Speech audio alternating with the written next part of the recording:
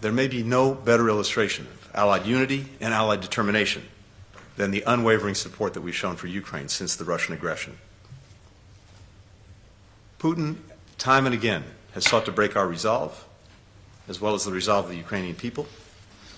It hasn't happened. It won't happen. In recent weeks, Russia's engaged in dangerous escalations, including bringing more than 10,000 North Korean troops into the fight, lowering the threshold for the use of nuclear weapons in its doctrine, launching intermediate-range ballistic missiles with potential nuclear capabilities, ratcheting up threats against Ukraine and its partners, continuing to attack relentlessly the energy grid, using winter as a weapon, trying to turn the lights out and freeze people out of their homes. Yet today, over 1,000 days since the full-scale invasion, Ukraine continues to stand strong, and NATO stands strong with Ukraine. We provided, through NATO, critical non-lethal support. We created the NATO-Ukraine Council, which met just again here in Brussels. We've launched a new command, the NATO Security Assistance and Training for Ukraine Command, to coordinate future efforts and to help speed Ukraine's path to membership. The United States has been surging our own resources and security assistance to continue to help build up Ukraine's air defenses, its artillery, its armored vehicles. We are determined, and it's fully my intent and the President's intent, to spend every cent that we have available from the $61 billion that were authorized by Congress in the supplemental appropriation. With the G7, we're finalizing moving out the door $50 billion secured by frozen Russian assets. At the same time, NATO allies and partners of NATO are sharing the burden and shouldering even more of the responsibility. Germany, for example, just made a pledge of $680 million in new military aid.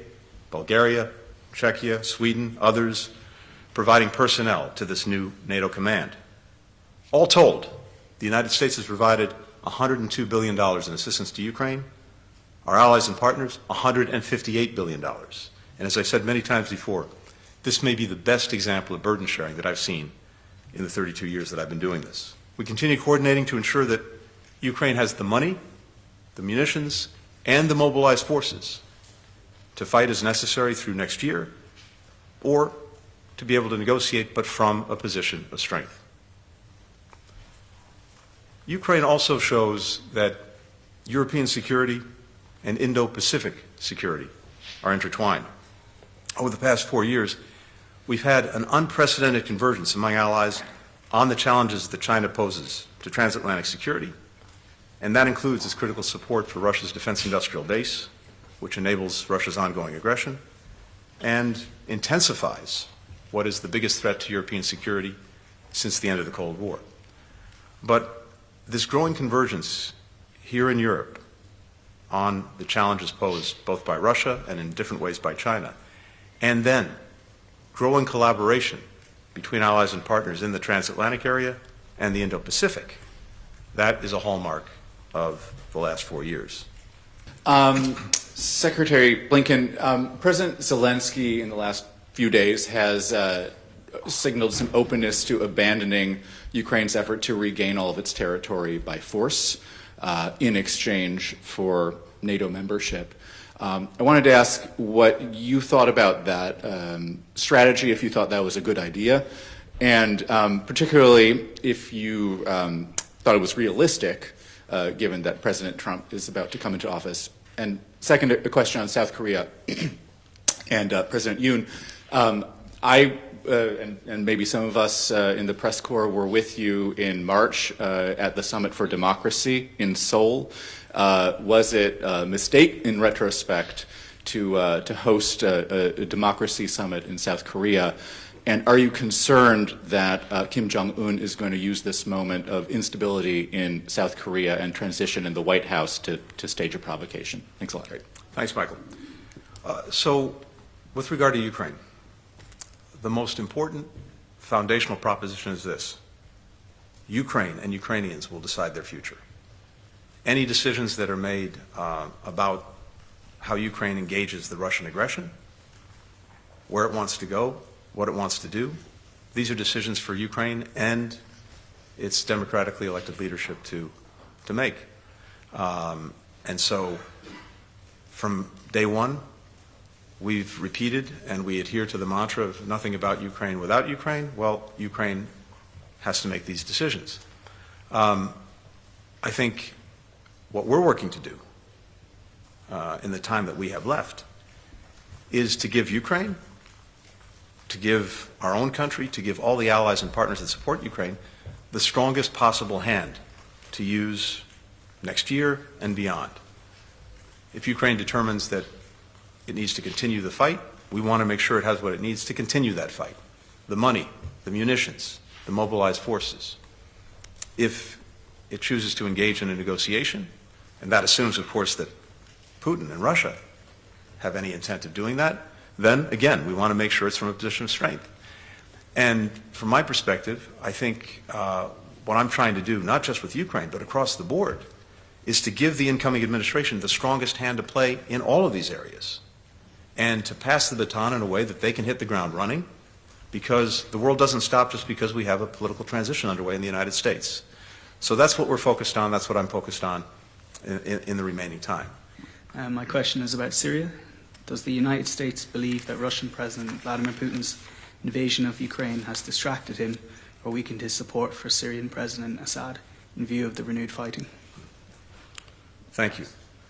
Look, I think what we've just seen in Syria with the offensive by HTS reflects the fact that Assad's key backers, key allies, whether it's Russia, whether it's Hezbollah, whether it's Iran, have all, in different ways, been distracted, notably by problems of their own making.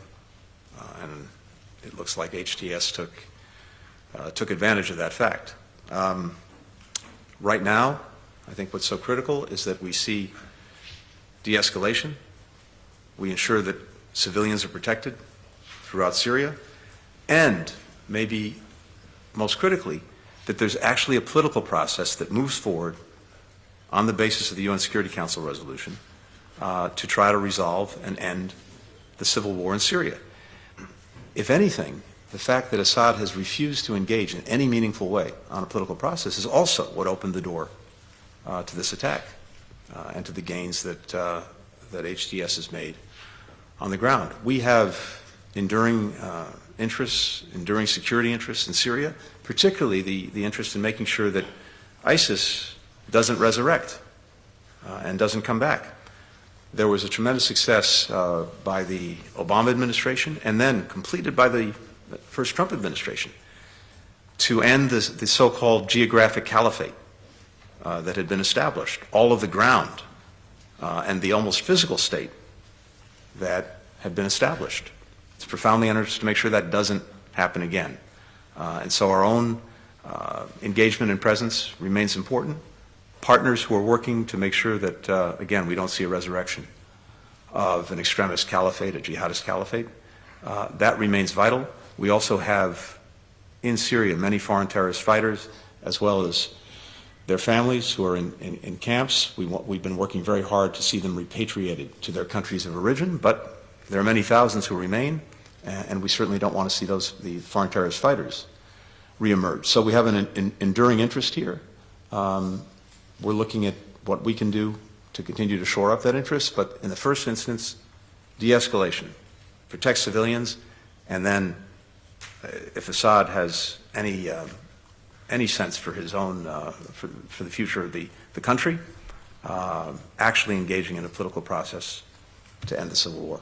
Could you please tell which diplomatic measures to strengthen Ukrainian positions before the hypothetical talks with Russia, Moscow, did you discuss yesterday with Foreign Minister Andrei Sybiha, with other ministers, if you discussed any? A big part of our focus here at NATO, conversations we had with the North Atlantic Council, with the NATO-Ukraine Council, in many conversations that we've had individually, has been focused on everything we need to do to further strengthen Ukraine as it heads into the new year. And as I mentioned, we're focused in very practical, concrete ways, really on three things: making sure that it has the money, the resources it needs to sustain its economy and to sustain its defense. We've now managed, on the basis of the frozen sovereign assets, the Russian assets that are frozen, to get $50 billion to Ukraine that will be going out the door in the coming weeks, both from the United States and Europe, and that will carry Ukraine for some time into next year. Second, munitions and everything that goes with that, whether it's air defenses, whether it's missiles, whether it's armored vehicles. We're working in a very determined way, again, to make sure for many months ahead that Ukraine will have what it needs. The United States is pushing out the door everything that we can, but beyond that, we have this process long established, Secretary Austin established at Ramstein, to make sure that we're fully coordinated with allies and partners. And that's exactly what we're doing. And we spent time, again, talking about what the needs are and how each of us can play a part in filling them. And then finally, mobilization. This is critical because even with the money, even with the munitions, there have to be people on the front lines to deal with the Russian aggression. Ukraine has hard decisions to make about further mobilization, but these are necessary decisions. We have a commitment, though, for every person, every soldier that Ukraine mobilizes. We're committed to making sure that they have the training and the equipment they need to effectively defend the country. And again, that's what we focused on. Going forward, as I said, Ukraine is on an irreversible path to NATO membership, but we're focused on this in a practical way. We set up a dedicated NATO command whose purpose is to help speed Ukraine down that path to membership. And one of the things we focused on here was making sure that that command was fully resourced. And now countries have stepped up to make sure that they have the people in place to make the command operational. That, as a practical matter, along with the reforms that Ukraine continues to engage, is what's going to move it to membership in the alliance. So Ukraine is on a clear trajectory that we've worked to establish and that we want to make sure continues through the end of this year and well into next year. And that way, the Ukrainians will be in a strong position to make the decisions that they need to make about their future. If Russia insists on continuing the aggression, Ukraine will be able to deal with it. If Russia is actually prepared to negotiate in good faith, Ukraine will be able to do it from a stronger position. And I conclude by saying this. Look, fundamentally, the extraordinary achievement for Ukraine and for Ukrainians is that this is a country that is still standing strong. Remember what Putin was trying to achieve. He was trying to erase Ukraine from the map. That was the objective, and he has failed. Ukraine has a path where it will stand strong as an independent country, making its own decisions about the future, able to fend for itself militarily, economically, democratically. We have to continue to make the investments necessary to move it down that path, but that is the ultimate success. A strong, independent Ukraine, increasingly integrated with the institutions of the transatlantic community, including NATO, including the European Union. And what we worked to do today, again, was to make sure that it has what it needs both to deal with the immediate aggression, but also to continue down that path to a country that not only survives, but thrives in the years ahead. Thank you.